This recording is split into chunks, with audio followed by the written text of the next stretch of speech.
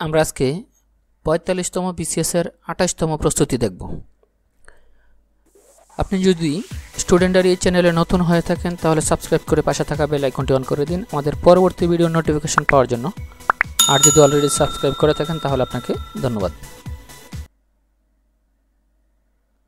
তথ্য পাওয়া মানুষের কি ধরনের অধিকার? সঠিক উত্তর ঘ, মৌলিক অধিকার। বাংলাদেশের নবনৈতিকতার প্রবর্তক হলেন?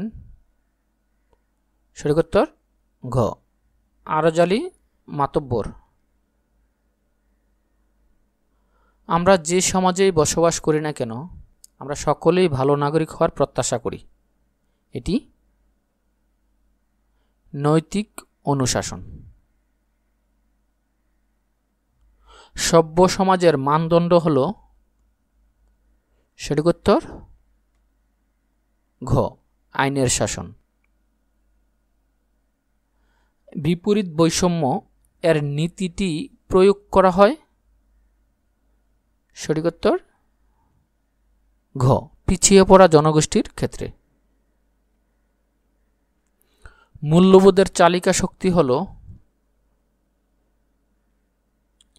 Cache memory.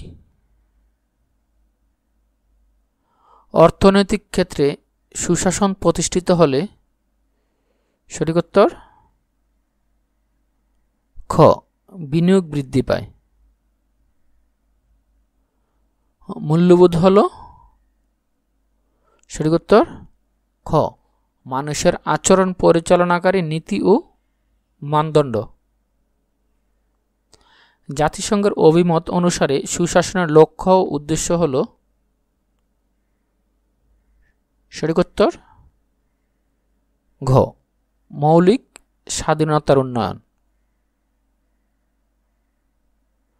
সুশাসন প্রতিষ্ঠায় নাগরিকের কর্তব্য হল?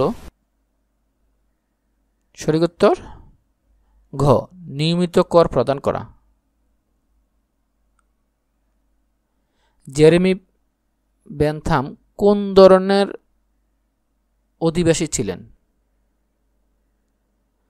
সঠিক উত্তর ঘ, যুক্তরাজ্য। মূল্যবোধ পরীক্ষা করে?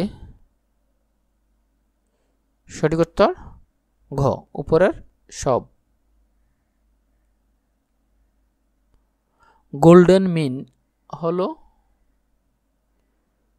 সঠিক উত্তর খ, দুটি চরম পন্থায় মধ্যবর্তী অবস্থা। ব্যক্তি সহনশীলতার শিক্ষা লাভ করে? সঠিক উত্তর ঘ, মূল্যবোধের শিক্ষা থেকে।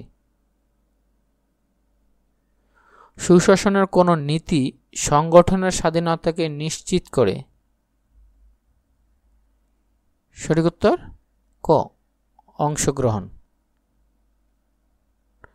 নিচের কোন রিপোর্টে বিশ্বব্যাংক সুশাসনের সংজ্ঞা প্রদান করেছে? সঠিক উত্তর ঘ, শাসন প্রক্রিয়া এবং উন্নয়ন। নিচের কোনটি সুশাসনের উপাদান নয়? সঠিক উত্তর ঘ, নৈতিক শাসন। নিচের কোনটি সংস্কৃতির উপাদান নয়?